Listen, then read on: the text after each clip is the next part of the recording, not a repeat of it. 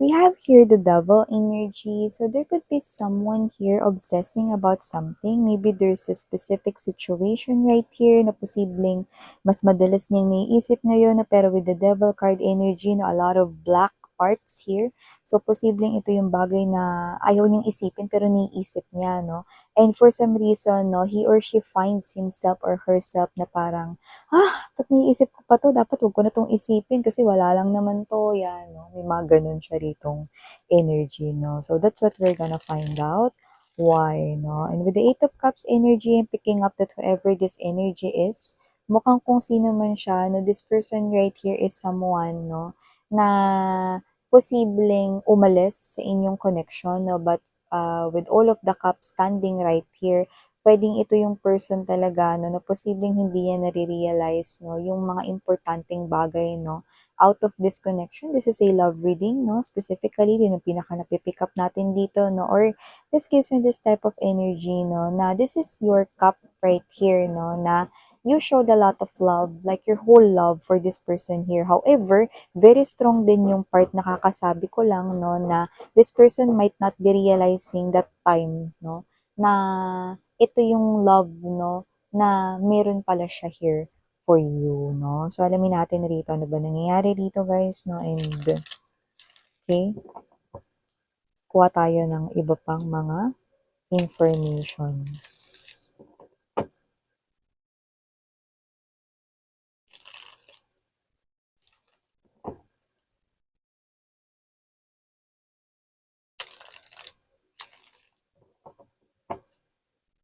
Okay.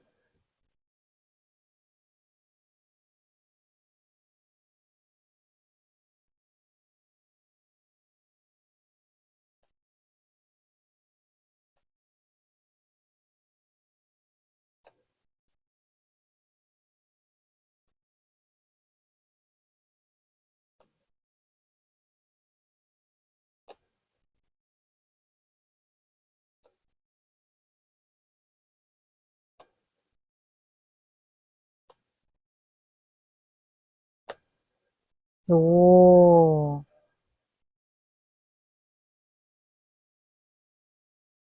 oh. Wala, eh, gano'n na lang daw 'yun 'no. So mamaya sabihin ko sa inyo 'no kung bakit 'no. So,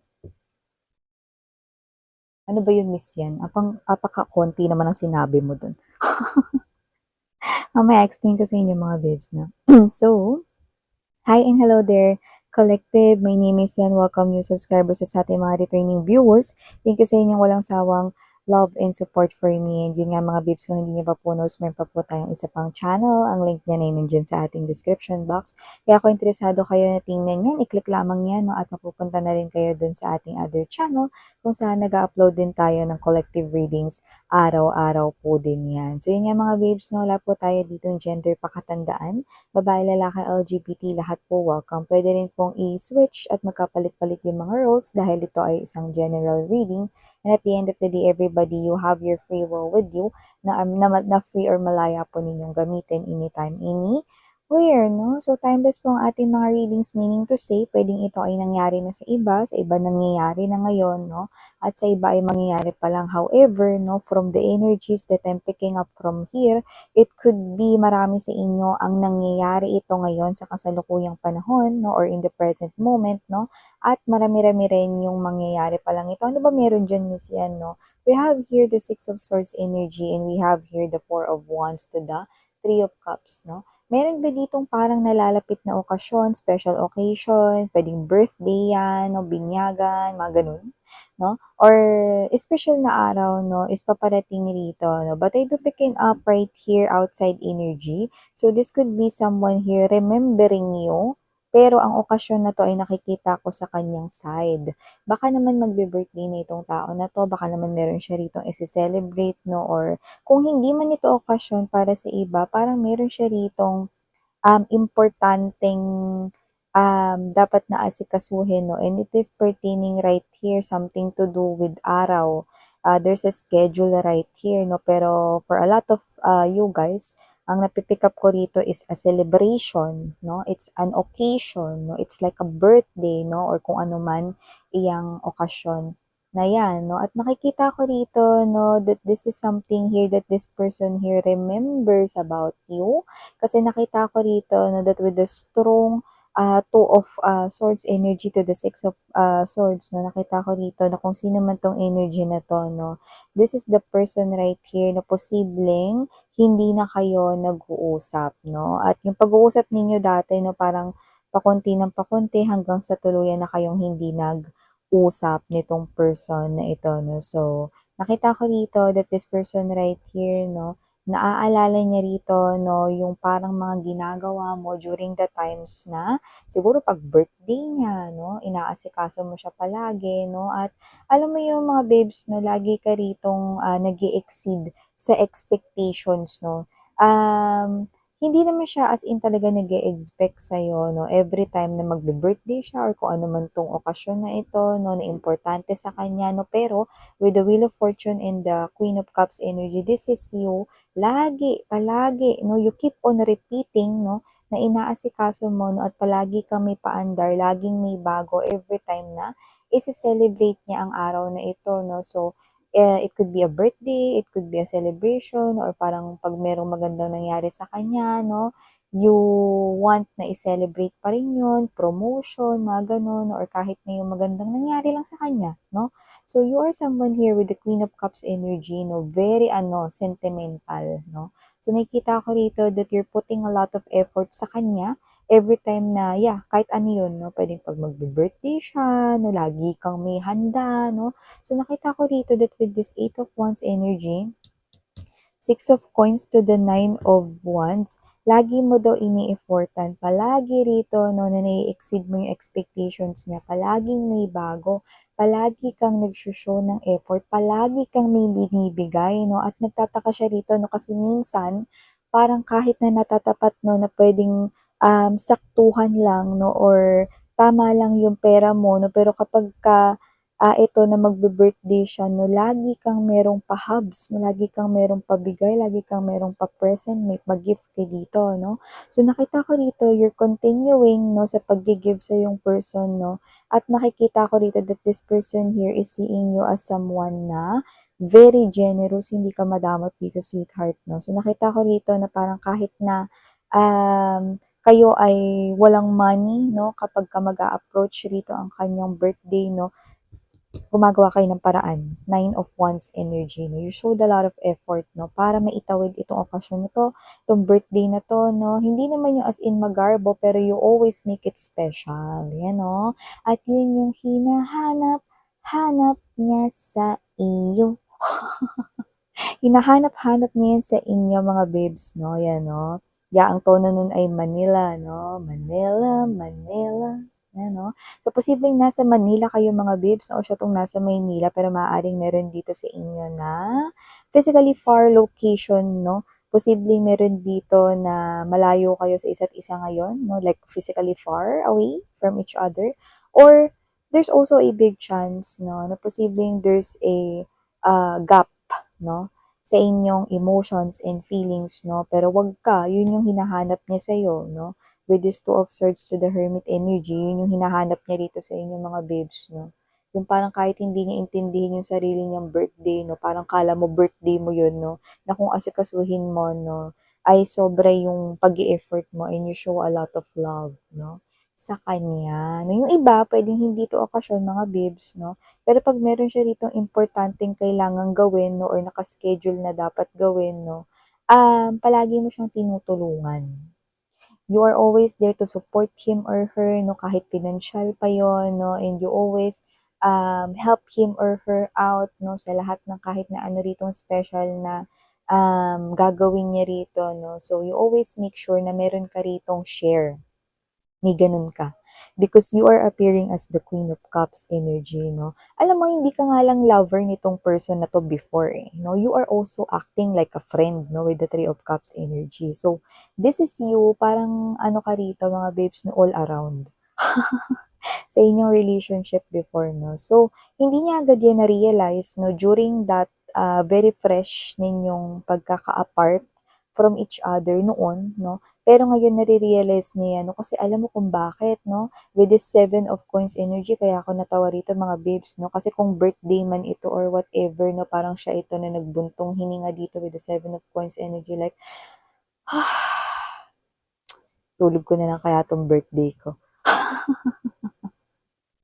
Ay, isa na lamang itong normal day ngayon, 'yan 'no, parang gano'ng klase ng energy siya rito, parang, ay, wala lang naman 'tong araw na 'to, birthday ko ngayon pero wala lang 'to, 'yan 'no.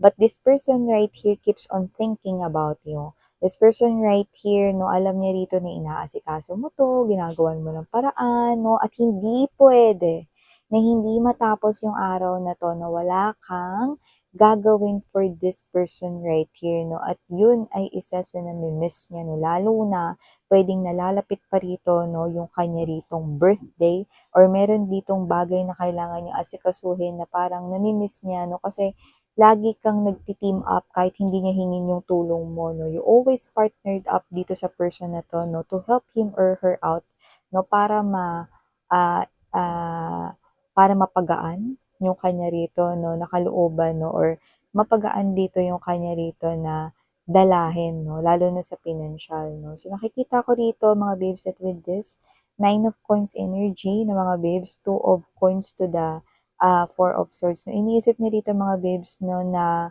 bugbugin na lang yung sarili niya sa trabaho sa araw na 'yan.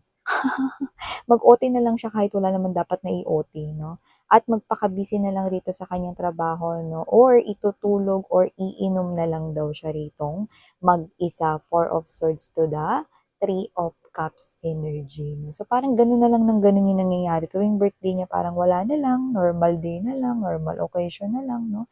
Di niya na napagluluto yung sarili niya 'no, kasi kung sino man 'tong energy na 'to 'no, parang wala talaga siyang as in pagkusa sa sarili niya na, handaan ko yung birthday ko or, kailangan may gawin ako ngayon na something special kasi birthday ko naman, walang gano'n, eh, 'no. So, tingin ko nakasanayan niya rito na ikaw yung kumikilos, ikaw yung talagang hands-on 'no, kapag meron siyang mga ganito na parang mga special na mga araw 'no. So, ikaw yung nag-aasikaso, yung iba kung hindi yan birthday 'no, puwedeng yan yung, special schedule niya 'no, para sa isang importanteng interview related sa work or kaperahan 'no. So, dati ikaw nagpa-plancha ng damit niya 'no, ikaw rin yung parang nagtuturo sa kanya ng puwede niya ritong opening spiel 'no, or introduction niya rito or dagdag tips 'no, para mas maka-get siya ng attention 'no, para siya ay makuha 'no, ma-hired or whatever 'no, kung ano man ito 'no. So, you are like a good luck, you are like a clover 'no, you are like a lucky clover for this person right here 'no, sa past 'no. So, you are like that 'no, pero ngayon parang 'pag may mga ganitong klase ng okasyon or may mga importanteng araw 'no, parang wala na lang 'no. So, nakikita ko rito na para maitawid na lang daw guys. Tawid ko na lang 'to guys 'no, parang gano'n yung klase ng energy niya rito 'no. So, kung sino man 'tong energy na 'to 'no, alam mo naman, isang beses ka lang naman magbi-birthday sa loob ng isang taon 'no. Yun lang naman yung araw ng kapanganakan mo 'no. So, parang lahat 'di ba, yung ibang mga tao 'no, they make sure that they celebrate it 'no, kaya others, lalo na yung iba may birthday leaves 'di ba. So, yeah 'no, wala namang masama na na-spend mo yung sarili mo 'no, with your birthday 'no. But however, kung sino man 'tong individual na 'to 'no, there's something here na paparating pero parang, ay, such a normal day na lang. Kaya kahit na paparating na 'yan 'no, parang hindi siya excited, hindi siya gano'n ka nagpe-pay attention diyan 'no, 'pag may nagbabanggit dito na other friends with the Three of Cups energy na parang, "Uy pre, anong gagawin mo sa birthday mo? Lapit na ng birthday mo, 'yan 'no." So, parang siya, ewan ko, baka may gawin ako niyan sa trabaho kahit wala.